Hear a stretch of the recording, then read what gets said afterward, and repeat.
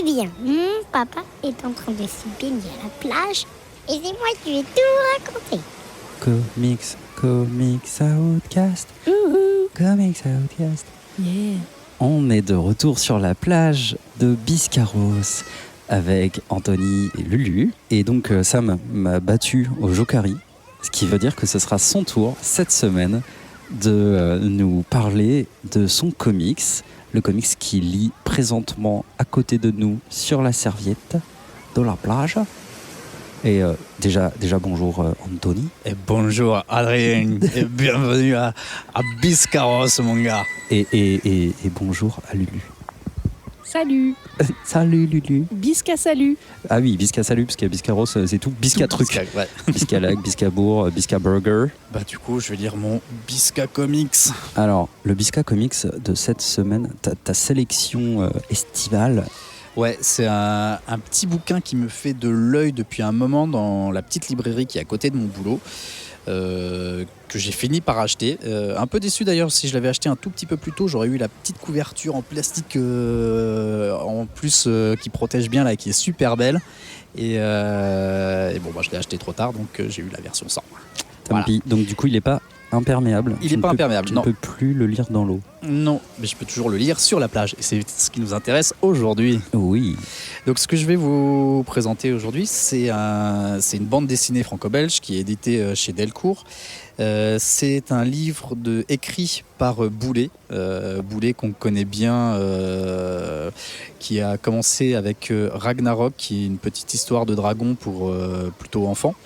Qui est très connu parce qu'il est l'un des premiers auteurs à avoir beaucoup travaillé sur Internet, à faire un blog. Un des premiers BD blogueurs. Tout à fait. Et dont les meilleures notes, comme il les appelle, ont été publiées dans différents livres. Donc il sélectionne lui-même. Astucieusement intitulé Notes. Notes, tout à fait. Voilà. Qui sont vraiment géniales.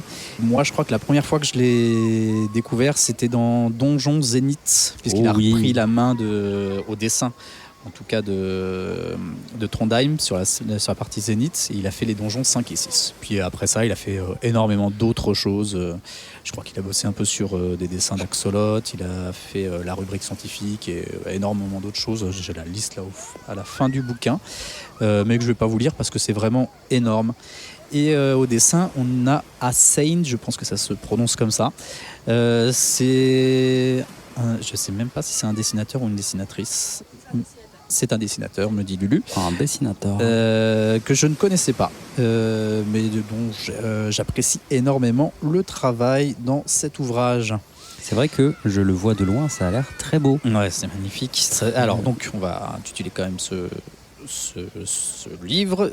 Il s'agit de Bolshoi Arena. Ah oui, tu n'avais toujours pas dit le titre. Mais quel teaser celui-là. Et donc là, il s'agit du tome 1 qui s'appelle Caelum Incognito. Et donc, on ouvre les premières pages. Ah oui, Thomas, je connais bien, c'est celui qui joue dans Forrest Gump. Oui, tout à fait. On s'arrêtera là. Et donc, l'histoire commence avec deux personnages, Marjorie, qu'on appelle régulièrement Marge, et Dana, qui sont en train de se mettre en combinaison. Qui font d'ailleurs des petites blagues de type dis donc c'est marrant quand même, ces combinaisons elles font quand même science-fiction un petit peu rétro, ouais mais je crois qu'à la base c'est le but et tout ça.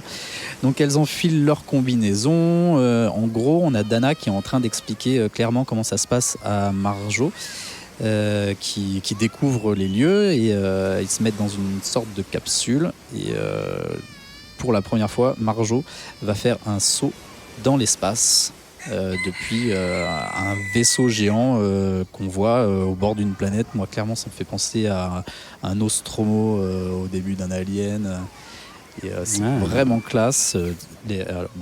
J'en dirai plus sur le dessin plus tard, mais c'est vraiment très très beau. Et tu as tout cet univers SF qui est très présent. Et donc elle plonge dans l'espace et elle se rapproche d'une planète ou un satellite, ça pourrait très bien être un satellite, dont on ignore le nom, on ignore tout, s'approche, elle dit waouh, j'ai jamais rien vu d'aussi beau, c'est hallucinant, elle a un peu peur de pas vraiment assurer, sa copine Dana lui dit mais vraiment t'assures comme une dingue, moi la première fois que j'ai fait ça j'ai vomi et tout, donc voilà, t'es plongé dans cet univers là directement et puis après tu comprends pas très bien, ils arrivent vers une une espèce de station qu'on voit pas, on voit pas vraiment où est-ce qu'elle est. Ils entrent dans cette station, ils retirent leur scaphandre et elles se mettent en tenue civile. Et elles entrent dans une sorte de hangar gigantesque où il y a plein de vaisseaux, des espèces de robots, beaucoup de gens, on dirait un peu une foire, c'est des grands hangars. Il nous explique que ces hangars-là servaient surtout au début de la colonisation et que là maintenant c'est très bien pour débuter. Alors, on ne sait pas pour débuter quoi vraiment. Elle demande, donc Marjo demande à Dana si elle peut prendre n'importe lequel des vaisseaux qui sont là. Elle dit oui, c'est des vaisseaux de base, quoi. Tu pourras en avoir mieux plus tard. Et justement, je vais te présenter mon copain Carlos qui me doit une faveur et qui lui va te faire ton vaisseau un peu de A à Z comme tu l'entends. Il va falloir que tu le dessines et il va t'aider. Et puis on va te faire un super vaisseau. Il m'en doit une et du coup il rencontre ce Carlos. Voilà, bon, on découvre un petit peu cet univers. Est-ce qu'il lui fait des big bisous? Il lui fait pas des big bisous, il lui serre une main. Ce Carlos, on dirait, on sait pas si c'est un personnage qui est dans une exo-armure et du coup qui fait qu'il est très grand avec des bras mécaniques et tout ça, ou si c'est carrément un cyborg. On sait rien, ça n'a pas vraiment d'importance en soi, mais graphiquement ça a de la gueule. Okay. Et donc on continue et puis avant de partir, Dana dit à Carlos mais attends, est-ce que je peux te tuer là avant de partir? On dirait comme si c'était un jeu vidéo tout ça, non? Ça commence à être un peu chelou. Moi j'étais vraiment dans l'univers SF, j'avais pas lu du coup le résumé encore à ce moment-là. Ouais. Je me dis oh oui c'est bizarre, ça commence à devenir chelou. Mais ce qui rend le truc encore plus étrange, c'est Marjorie qui semble vraiment pas du tout à l'aise avec le fait qu'on tue quelqu'un, quoi que ce soit. J'aime pas la violence, non t'es pas obligé de faire ça. Et Carlos dit non, me tue pas, va plutôt voir Steph qui est là-bas. Lui il faut rien, de toute façon tu peux aller le tuer. Okay. Et donc Dana et Marjo vont voir Steph. Steph dit non, je vais pas me faire tuer par une nana de ton niveau. Qu'est-ce que ça va rendre sur mon dossier? Ouais. Clairement. Et du coup, en fait, il négocie une somme d'argent pour pouvoir se faire sortir. Okay. Et du coup, elle le désintègre. Bon, là, clairement, on comprend qu'en fait, on est dans une sorte de jeu vidéo, effectivement. Marjo retire son casque. Et en fait, on est dans une réalité virtuelle. Oh là là, c'est un peu Black Mirror tout ça. Ouais, un peu non. Black Mirror, un peu plus. C'est une blague. Mince. C'est une blague. Oui, non mais. C'est une blague. Je cherche une autre référence. Le film de Spielberg là. Ready Player One. Ready Player One. Merci. La merde. Oui, là on a une version beaucoup plus cool du coup. Tu veux dire que Bolshoi c'est un petit peu charmé. C'est mieux. Ouais. Et du coup, on va découvrir un petit peu donc cet univers, ces deux filles. Donc, en fait, au début, je pensais que c'était les deux, mais clairement, le personnage principal, c'est Marjo, qui découvre cet univers, qui est complètement noob et qui en fait fait une thèse scientifique sur le satellite de Titan. Et c'est très important parce qu'en fait, l'univers du Bolshoi, c'est un univers qui est calqué sur notre univers à nous. Et qui essaye donc de recréer les planètes, les satellites et tout ça, avec toutes les données scientifiques possibles que l'on ait. Et c'est à la fois un jeu, il y a des actions qui se passent, et des choses qui se créent, des compagnies, c'est très très cadré.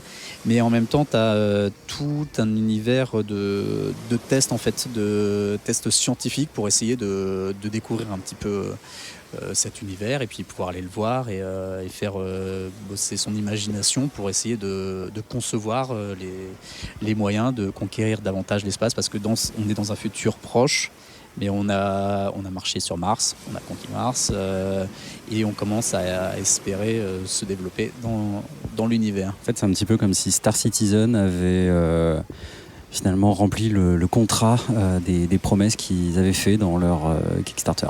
Voilà. Mais voilà. C'est pas fait. Mais non.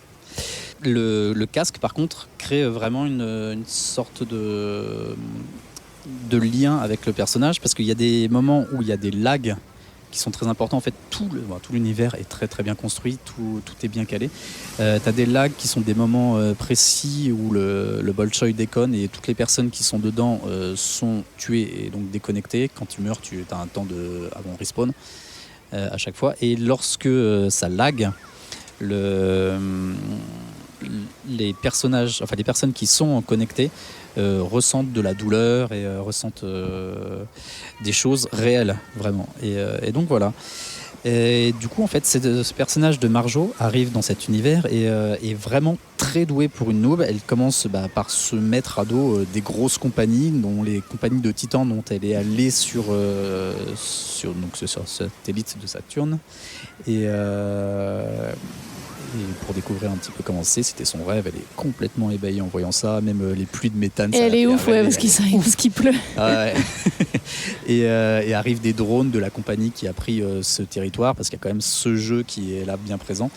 Et du coup, elle défonce des drones du premier coup, vraiment de façon incroyable. Et toutes les personnes de son entourage qui connaissent bien le jeu sont vraiment ébahies par ses exploits. Ils se demandent vraiment comment c'est possible qu'elle arrive ça avec son niveau en découvrant à peine le jeu.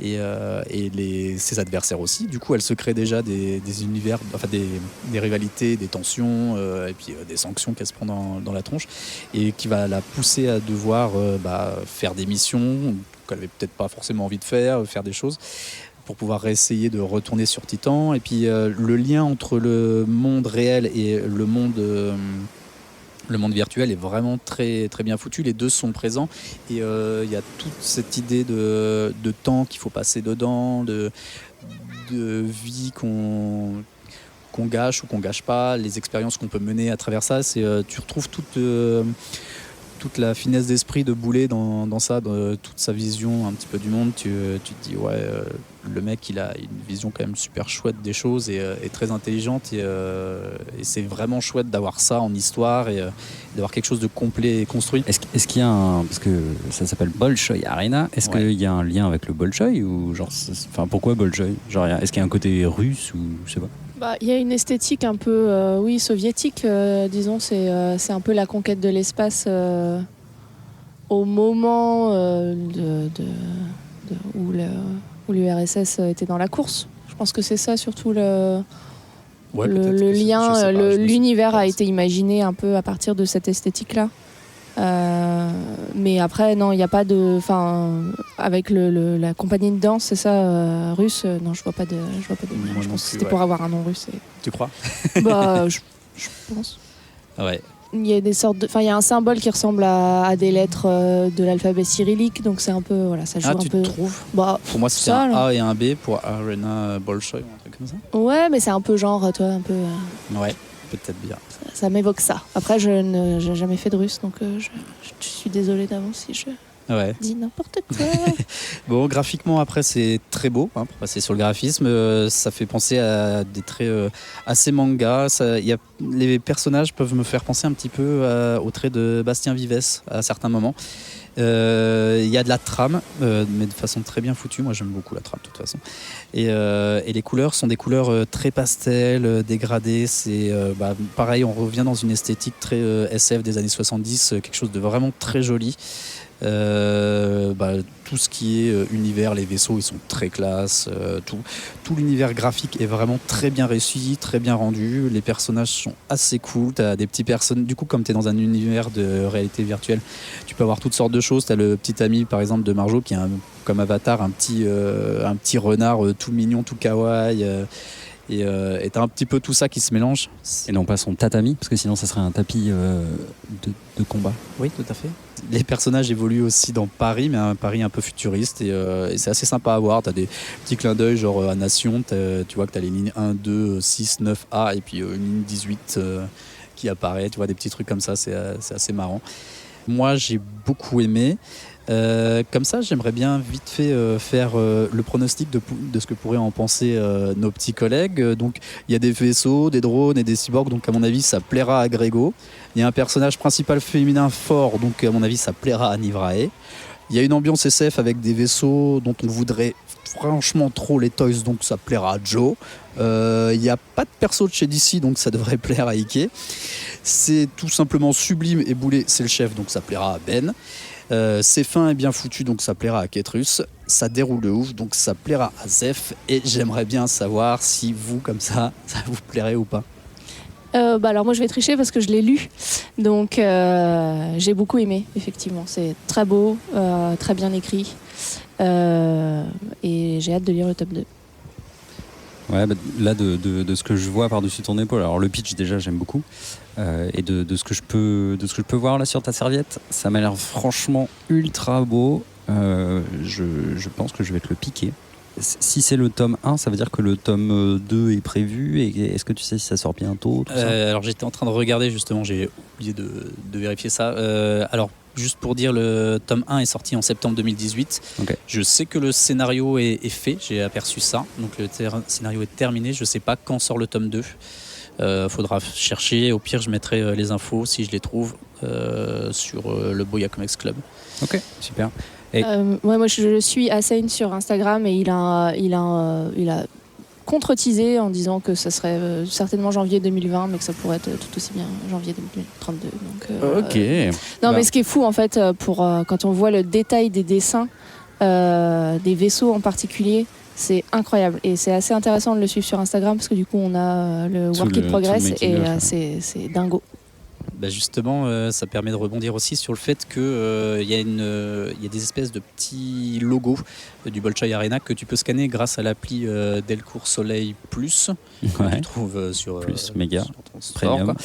Et qui permet, lorsque tu scannes une page, de voir les différentes étapes de fabrication. Et la première, donc, c'est le storyboard qui est réalisé par Boulet. Ouais. Ensuite, tu as l'ancrage. Enfin, a priori, je pense que Assain encre directement, puisqu'il n'y a pas d'étape de ref, a priori, donc en noir et blanc avec la trame déjà posée. Et Ouais. ensuite, l'étape de couleur. Et ça, c'est assez cool. Et puis, ça apporte à l'expérience le côté. Enfin, on est quand même totalement en lien avec la réalité virtuelle. Et, Ouais, là, dans ce contexte précis, ça marche. Ouais. C'est un truc qui, pour moi, genre, est toujours un peu. Tu sais, il n'y a pas d'usage, quoi. Enfin, sortir ton téléphone pour scanner ta BD, la regarder et tout, c'est quand même un peu compliqué. Mais là, en l'occurrence, le contexte, il prête vachement, je trouve. Et je t'ai vu faire, je me suis dit, la pression que ça doit être quand même quand Boulet, qui est bon, quand même un peu un tueur en dessin, Ouais, te file son storyboard et que toi, tu sais, tu dois redessiner par-dessus. Et forcément, genre, lui, il ne donne que des indications, tu vois. Ouais. Et donc, tu dois être en mesure de lui dire, non, j'ai refait là un peu mieux. ça doit être quand même. Après, un peu- je sais pas si tu as vu, mais c'est pas très détaillé. On est plus sur Non, bien sûr, mais bon, c'est- sur du bonhomique. Et du coup, je ouais, pense mais que Boulet, c'est- quand il ça détaille fout moins pas, le c'est quand même. Enfin, Oui, bon, non, mais c'est- ça tue déjà c'est de pas base. même- C'est pas même Monsieur Patate, quoi, tu vois. Enfin, Ouais. Et ben, je te le piquerai. Ouais, avec plaisir. Est-ce que tu veux qu'on parle vite fait de Boulet parce qu'il a donné quelques infos. Je sais que toi aussi, et je pense que Lulu, vous avez suivi le Twitch qu'il a fait. Non, Lulu, tu l'as pas suivi.